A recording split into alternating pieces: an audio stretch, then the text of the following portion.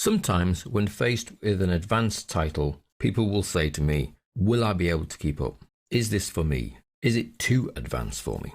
Well, the answer with Excel 2013 is hopefully not, and I'll certainly try to make sure that it isn't. So this is the Excel 2013 Advanced course. My name is Guy Vaccaro.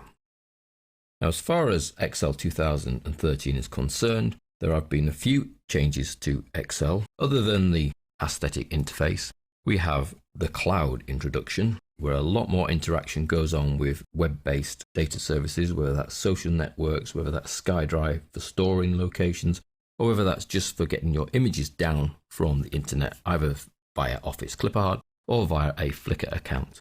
So very much more of that interaction with the web, with the cloud. There's the fantastic fast fill that we'll see shortly. And then there's two new improvements to pivot tables and charts that are quite daunting and complicated on their own, but now we have recommended charts and recommended pivot tables, where Excel will actually make suggestions of possible pivots for summarizing your data and possible charts for making your data look presentable in a graphical format. So those are the highlights, those are the new enhancements. Now in the advanced title, we break you in gently, and our agenda is to firstly bring in some mathematical functions.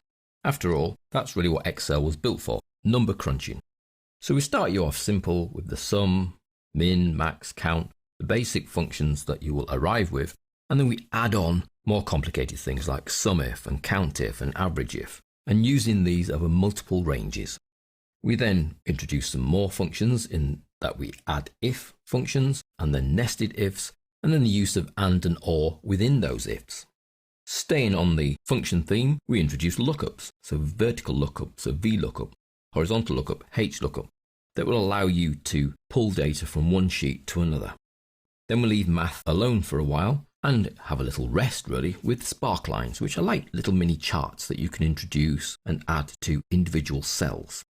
Then we look at time within Excel and how Excel deals with time and how you can use Excel to calculate with time, to add time together, to find the difference between time, to do running totals of time.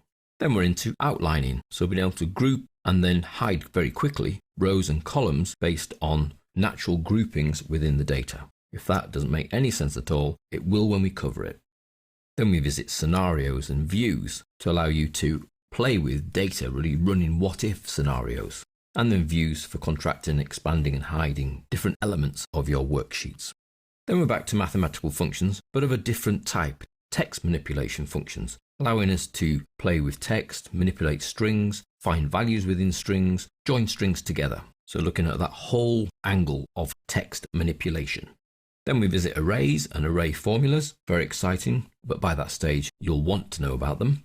Auditing your worksheets and troubleshooting problems with your formulas.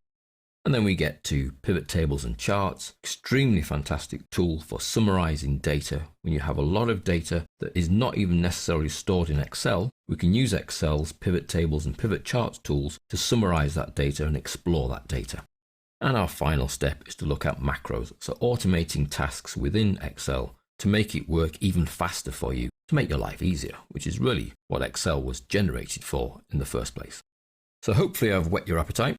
If, having run through the title and the whole course, you feel like you would like to contact me, whether it's a query or a question or a comment, then feel free to send an email to training@nybytes.co.uk. And good luck with the title.